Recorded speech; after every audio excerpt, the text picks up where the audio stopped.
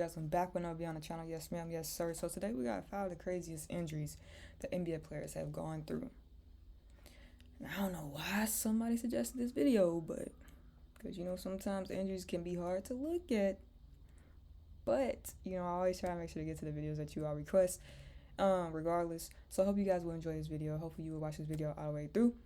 If so, don't forget to like, comment, subscribe, and push the notification bell so you know notification I post. With that being said, let's get it. Careers, many NBA players have had to deal with injuries that prevent them from performing at their best. The grind of years of playing 82 regular season games and more playoff games takes its toll on their bodies and can result in injuries that rob them for months or years. Instead of helping their teams win games and titles, NBA players instead spend long periods of time recovering from these injuries, and some are never the same even when they return on the court. But there are also times when players suffer injuries and play through the pain and stay in the game just to be able to help them. Nah, remember when they said he did poop himself? Was that true? Was he really just had to go to the bathroom? I heard mixed stories about that. Their teams. These instances sometimes even happen when the stakes are highest and their teams need them the most. In fact, some of the most memorable and compelling moments in the NBA, whether in the regular season or playoffs, involve players battling through injuries and willing themselves to play. Here are 5 injuries that NBA players have overcome through the years to create unforgettable moments. He has since played for 6 different teams and even won a championship with the Los Angeles Lakers. But Rajon Rondo is still best remembered for his time with the Boston Celtics, where he played his first 8+ seasons. Aside from helping them win the 2008 NBA title, he also provided them with a lot of memories that prove his toughness as a player. One of those moments happened in Game 3 of the 2011 Eastern Conference semifinals against the ascendant. Dang, I forgot Jermaine O'Neal was on there. I'm trying to figure out who this is right here. When this was a time, boy. This was a time in basketball for sure. Miami Heat. With the Heat up 2-0 in this NBA playoff series, the Celtics needed a win to avoid falling down to a deeper hole. In the third quarter, Rondo got tangled up with Heat guard Dwayne Wade and dislocated his left elbow, which would have kept him out for the rest of the game. But after briefly going to the locker room, Rondo returned to the court and re-entered the game in the fourth quarter to raucous cheers from the TD Garden crowd. The point guard helped the Celtics secure a 97-81 victory over Miami to get back into the series. He rarely used his left arm for the rest of the game, but still found a way to help Boston and finished with 6 points, 3 rebounds, and 11 assists. The Heat defeated the Celtics in the series, but Rondo's inspiring performance is still a great example of an NBA player doing whatever it takes to help his team. I mean, did he put it back to get, did they pop it back in? Is that what they did and he just went back out there? Is that the right way to do it? Are you supposed to do that? Kevin McHale played 13 seasons for the Celtics and is regarded as one of the greatest power forwards in league history.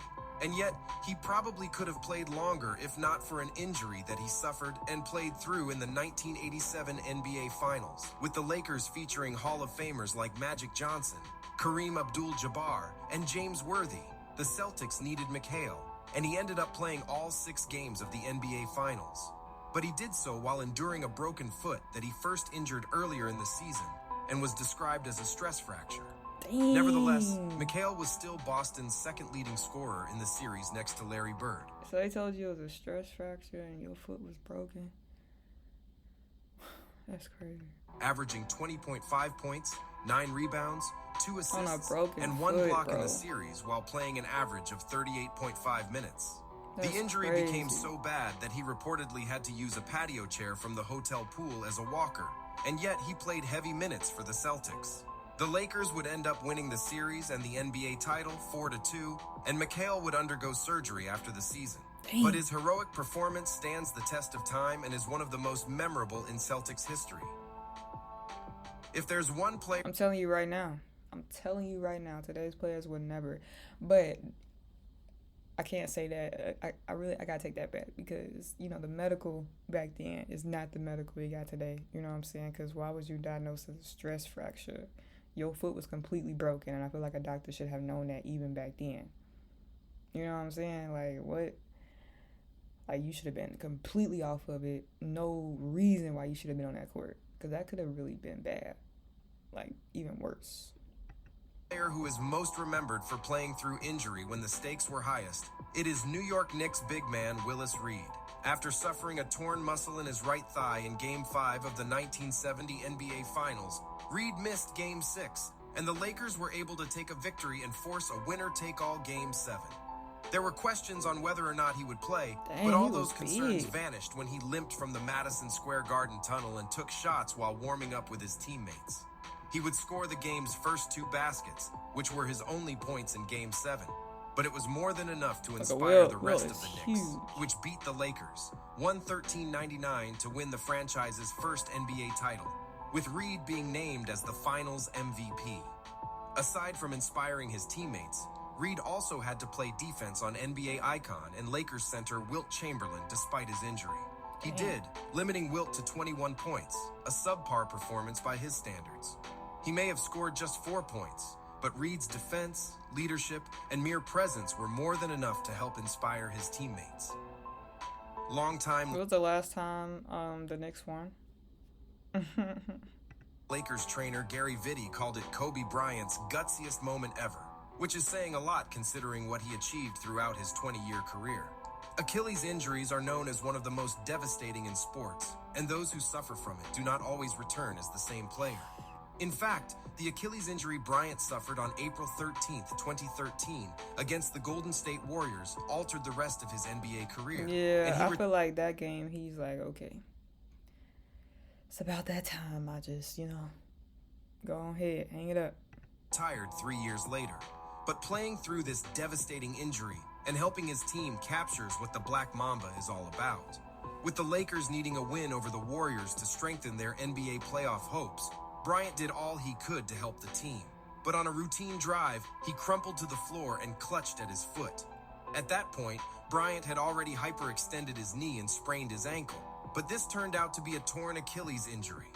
Ignoring the pain, Kobe got up and shot 2 free throws to finish with 34 points and helped the Lakers secure a crucial win, and they would eventually make the playoffs. The moment came in the NBA regular season, but it was as indelible as any moment in Bryant's career, and demonstrates what Mamba mentality is.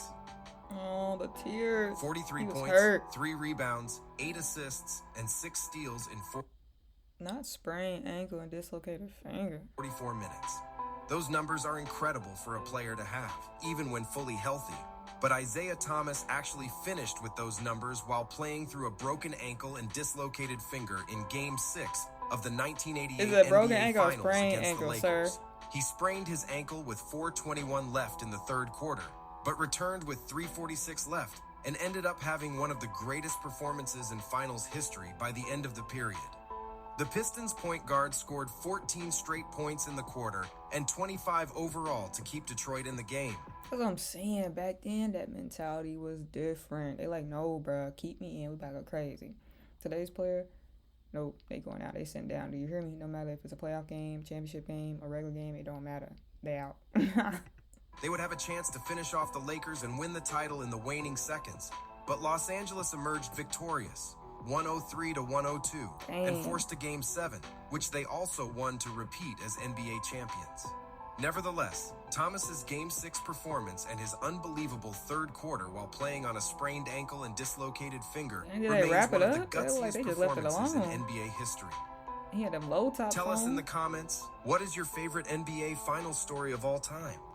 Man, y'all gotta let me know a crazy injury, NBA player that you all remember that wasn't on here, and y'all like, when they came back and had a crazy game or crazy season, whatever the case may be. Y'all gotta let me know down below. Let me know any other videos you like to see me do. Don't forget to like, comment, subscribe, and push that notification bell. With that being said, see you guys next video.